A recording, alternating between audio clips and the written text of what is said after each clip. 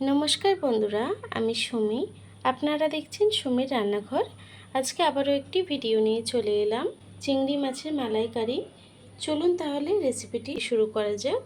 তার আগে আমার ভিডিওটি ভালো লেগে থাকলে চ্যানেলটিকে সাবস্ক্রাইব করে পাশে থাকবেন। চলুন তাহলে রেসিপিটি শুরু করা যাক। চিংড়ি মাছের মালাইকারিটি করার জন্য একটি কড়া বসিয়ে নিয়েছি। কড়াইটি গরম হয়ে গেছে, তেল দিয়ে দেব। তেলটি গরম হয়ে গেছে, মাছগুলোকে ভেজে নেব। আগে থেকে চিংড়ি মাছ নুন মাখিয়ে রেখেছি, মাছটাকে ভেজে নেব। মাছটা ভাজা হয়ে গেছে, মাছটাকে তুলে নেব। ওই কড়ার মধ্যেই দিয়ে দেবো একটু সর্ষের তেল। তেলটি গরম হয়ে গেছে, দিয়ে দেবো 2 চামচ কালো জিরে ফোড়ন, দেব হাফ কাপ পেঁয়াজ কুচি। পেঁয়াজটাকে একটু ভেজে নেব। পেঁয়াজটা একটু ভাজা হয়ে এসছে, এখন আমি সর্ষে বাটাটা দিয়ে দেব। সর্ষে, পোস্ত আর কাজু বাদাম একসঙ্গে বেটে নিয়েছি, দিয়ে দেব।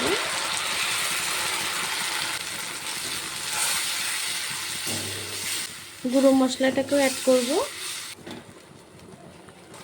দেব 1 চামচ হলুদ গুঁড়ো, দেব স্বাদ মতো নুন,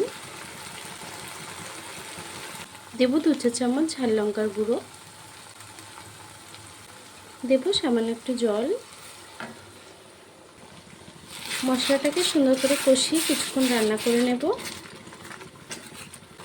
মশলাটাকে সুন্দর করে রান্না করে নিয়েছি, এখন আমি ভেজে রাখা মাছটা দিয়ে দেব।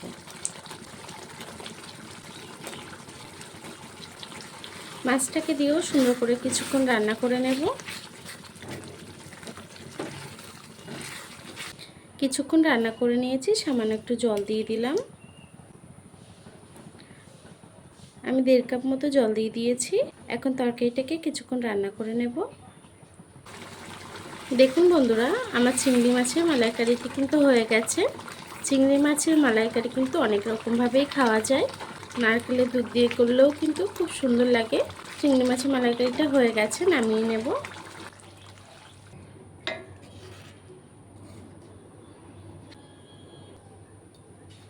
দেখুন বন্ধুরা, আমার চিংড়ি মাছের মালাইকারিটি কিন্তু হয়ে গেছে।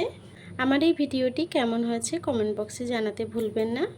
ভিডিওটি যদি ভালো লেগে থাকে চ্যানেলটিকে সাবস্ক্রাইব করে পাশে থাকবেন।